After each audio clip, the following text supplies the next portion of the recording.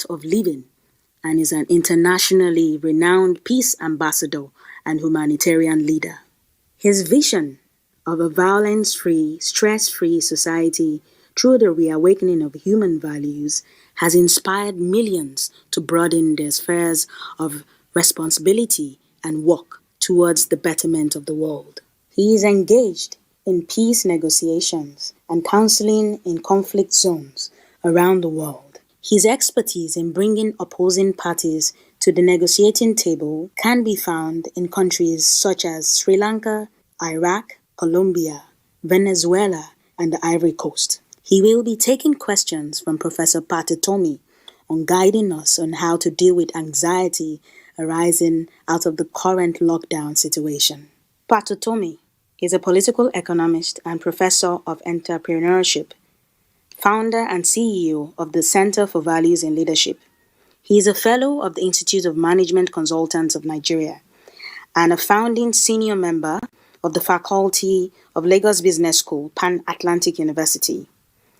He is the chairman and chief executive of the Integrated Produce City, as well as executive vice chairman of Smart City Lagos. He has passionately pursued the building of a viable opposition political party in Nigeria with transparent and accountable government. About leadership in these times of uncertainty, these times of crisis of a global proportion that people have never experienced, what are the most important attributes for people who are offering leadership to people at this time? What should they be doing to help people have both mental, physical, spiritual balance and a sense of hope for the future? Yeah, the world is passing through a very tough time now, and there is anxiety, and in lockdown people are feeling frustrated, and a lot of domestic issues are coming up in the world scenario now. I think this is the time that we all have to look within and see that that we will be able to get over this very, very, very tough time. That inner confidence has to be invoked. For that you need inner strength. If we are weak inside, we cannot get that confidence, When we don't have confidence, then our action, our behavior, everything reflects towards disharmony. Not healthy attitudes rise out of it. So it is very important that people should know that this is a passing phase, and our world have gone through many such tough times. Just imagine what happened in 2003 in Iraq. It was a war and people were very uncertain. Even post-war, it took them several years to get back on their feet. What happened after World War II? Germany and Japan, they were all razed to ground, but it came back, bounced back. The power of resilience is with us. So we must believe that we will be able to overcome this crisis. That valor and that recognition of inner strength can help us to go through this tough time. Yes. As Gurudev, related to that is human cooperation. Now, human beings need to be able to cooperate to get things done. If you take a country like Nigeria with a lot of giftings, but somehow people don't cooperate well enough, leaders don't cooperate to advance the common good, to help the weak, to help everybody come along. What are the critical things that people need to do to be able to better get along, to cooperate for the good of all? We must remember we are on this planet for a very short period of time. Right in front of us, so many people have lost their life. And so we are not going to be a permanent. So how do we want to live? How do we want to be remembered? This is what everyone should think. When they realize the life on the planet for us is temporary, but the planet will continue, then this awareness, let me do the best to people, will come. Number one. Second is there are two types of happiness. One is wanting to get something for ourselves. I would call this an infant happiness. Every child is born with this tendency. When a child gets something, he's happy. But there is another type of happiness that comes to you when you give. When an artist performs well, makes everybody happy, he gains something. That happiness is a mature happiness. The grandmother at home. In Africa, the grandmothers at home during festivals, holidays, Thanksgiving or Christmas, when children come, the grandmother cooks big cake or she makes many dishes, and her joy is in distributing to everybody. When she is alone, she may not make 5 types of dishes to eat. She would just have a biscuit, have a cake or have a tea, and she will manage the time. But her joy is in feeding others, the grandchildren, children. So that is a different joy, the joy of giving, which is in a mother, in a grandmother, in grandfather and father. That type of joy is where we have to mature. So there is a happiness that we get by contributing, by giving. So that too, when the poor and downtrodden, when they are hungry, you give something to them, and the joy in their heart, in their eyes, and the tears of gratitude in their face should give you immense satisfaction. I think many people have not tasted this joy. If you taste the joy of service, you will never stop doing it. That is just wonderful and uplifting. But we have a lot of young people. We have busting youth bulge all over Africa, in Nigeria particularly. And these young people, many of them are on the verge of despair. Many of them are wondering if there is any hope in their future. And yet, we know that if we invest appropriately in these young people, we will reap a demographic dividend from them rather than chaos and the problems that can come from youth challenges. Gurudev, how can you counsel that we engage these young people so that we can bring out these giftings in them for the good of society? Yeah, it's a very valid, very good question. Thank you for asking me this. Young people have enthusiasm in them. They have a lot of energy. You need to kindle the valor in them. Yeah, they have to know that they own this planet Earth, and the possibility for them is infinity. They have so many possibilities. They have to now acquire as much skill as possible. So for considering these issues of young people, we have designed a 8-day course called Youth Leadership Training Program. In this, I give several tips to youth and some practical tools to manage their emotions. Youth has a lot of emotions. Sometimes they have a lot of anger.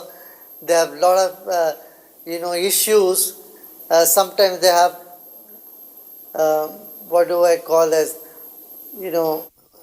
hesitation to express themselves. So all these will go and they'll be able to shine much more, bring out their hidden talents. I see every youth is a treasure house of talents.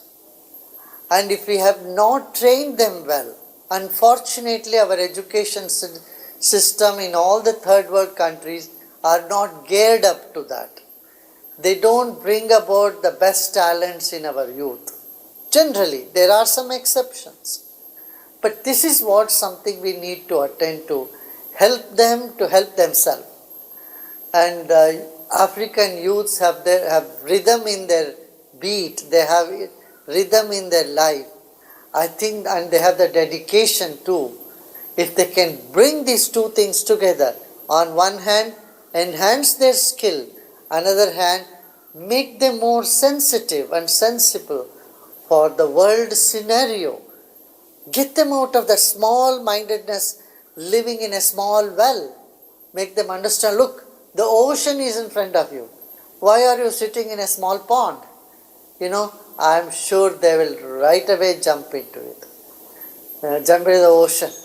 Yes, that's wonderful, Gurudev. Again, still with young people, in this age of technology, many of them are caught up in all these technologies that sometimes prevent them from using their best inner strengths, if you will. They are held hostage by one app or the other and all of that. How should young people live with technology so that they get the most out of themselves and the world around them, given the ease with which they can be caught? Technology is very good because we cannot go back. We are in an age of technology and we need to have a best use of technology, judicial use of technology. At the same time, don't let technology use you. Don't get addicted to it. So then you will lose your own talents, your own power, your own inner strength. So I would say you need to balance it, You just got a new car, then you cannot be on the road the whole time. You may get a new car, but you use it for some time, but you have to come home to use your bathroom. You cannot sleep in your car just because it's a new car. It won't be comfortable for you. You have to get out of the car, put the car in the garage, or put your scooter or cycle in the garage. You have to honor your own life. You have to eat food, you have to sleep well, you have to become stronger. In the same way, like you use your shoes, like you use your cycle or motorbike or car, technology is only an aid for you. I would suggest them not to get drowned in it so that they stop using their own inner potential. And I would say meditation is something that is very, very useful. Because if you meditate for 20 minutes, what happens is your brain structure changes. The grey matter in the brain increases. And then it is like a supercomputer inside of you with many options. If you are not meditating, yours will be an old model computer which has very few options. But meditation just lifts you to another level. So you go from 286 to 58 to Pentium. Yeah. It not only helps you to develop your skills, it also makes you more loving, more happier person. Everybody would like to be around someone who is happy. And meditation is something which can just bring out the happiness from within oneself. So we must encourage young people to meditate, to do some breathing exercise. It is the most in thing today. 2 billion people on the planet today are meditating. It's a big number. I don't want African youth to lag behind and discover the goodness of meditation after 10 years or 20 years, which anyway they will find out. But now is the time for the African youth to get on to meditation, learn meditation, and make their life more vibrant and happy. Wonderful. Just one broad Nigeria question, then I'll come to some challenges of everyday survival in this COVID-19 age. And that broad Nigerian question has to do with the fact that we are experiencing several problems. We're experiencing violence from some areas based on religion. We're experiencing violence based on economic issues in some places. So we have all the stretches. And then we compounding it now with the pandemic crisis. When people are exposed to pressures from so many sides, how do they begin to rebuild the fabric of their society so that a renewal is possible from the ashes of all these problems? When someone is violent, we need to ask why they are violent. We need to understand. They are good people. I don't see them as a bad people. They should not be condemned. They are nice people, good people. They carry some wound, some hurt in their own heart. So we need to heal that. We need to listen to them. I am sure when they do youth leadership training program or they start meditating, they'll find themselves in a more non-violent space and they will honor the value of non-violence. This is needed. See, prosperity comes only with peace. If there is no peace in a place, if there is violence only, prosperity, you forget about it. It's a far-fetched reality. So, we want to be prosperous. That is the main issue for everyone. Even those who are engaging in violent activity, they all want prosperity. Poverty brings violence, no doubt. But prosperity cannot come without peace. So if peace is given a chance, if peace is given the prominence, then you will see prosperity will start happening in that area. And Nigeria needs both peace and prosperity. And I wish you all and you have all been doing such good work, and I am always there, and I would recommend everyone, young and old, to learn meditation and do meditation, and this will definitely help their life in unimaginable ways. Okay, good. In very specific ways, there are many people who are daily paid. They need to work every hour to be able to feed. And during these lockdowns, they can't get an income. And so they are very, very anxious. They have fear. What would be your advice to people in that kind of position? This is a problem worldwide. Here in India, we fed 43 million people in a country of 130 million people. 1.3 billion people. Our organization itself has helped to collect food and distribute to all those who cannot afford. So same in Nigeria also. I think all those who can afford to take a little cut, and if each one help two other people out there to get over this period, just this period, and of course I'm sure government would be doing something, giving food to people. If not, the society, the public can join together, and we stand with daily wage workers is a slogan I had given. So we can continue that in Nigeria and help all those people who have no work. They have to sit at home, and help them with the meal for the lockdown period. This will not continue for too long. It's a few weeks or a couple of months. But later, during this time, I'm sure people will come out and help them. And I encourage everyone to help each other, and especially the poor, those who go hungry.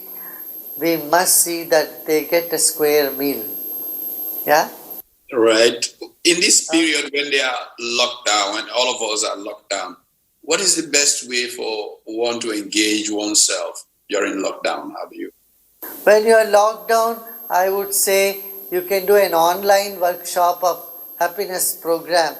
We conduct many happiness programs during lockdown. I would like everyone to join and meditate, do some breathing exercise, do some long deep breaths.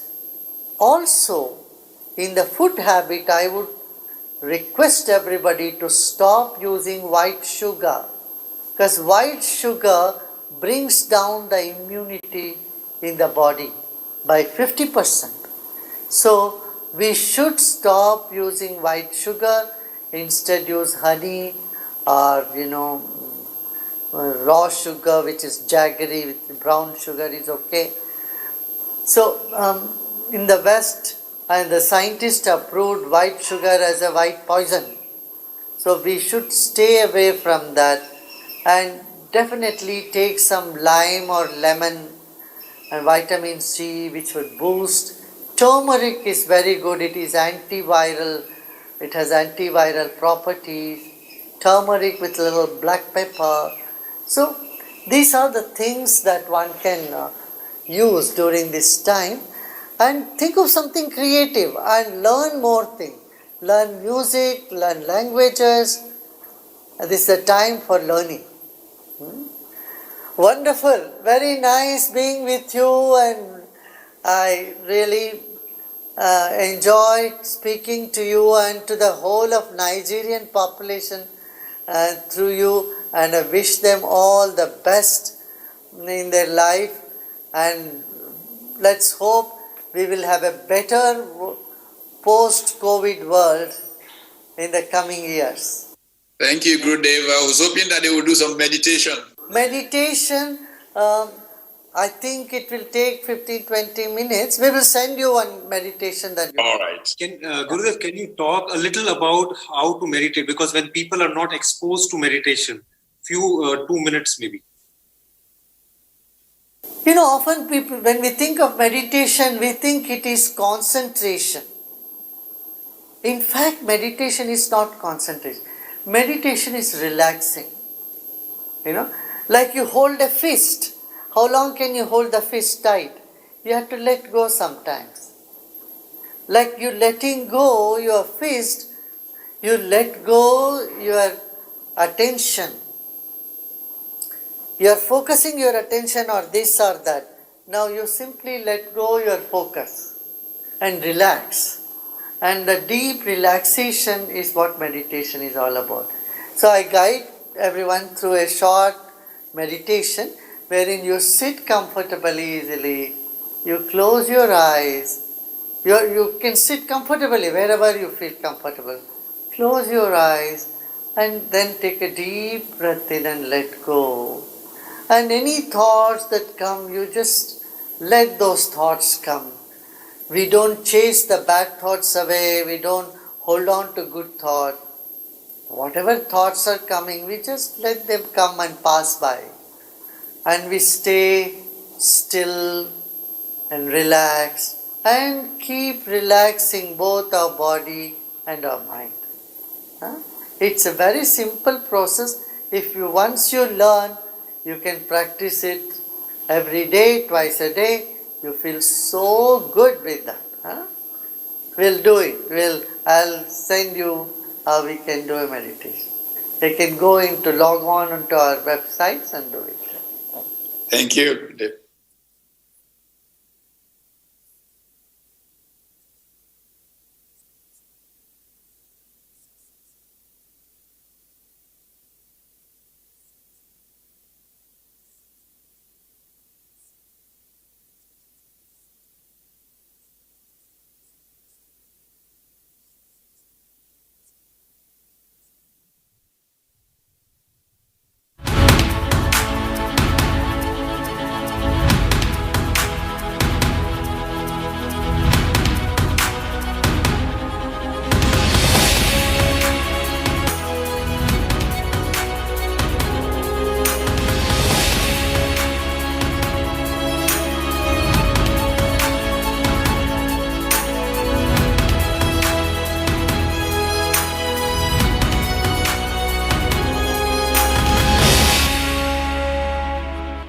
You're on your favorite power sector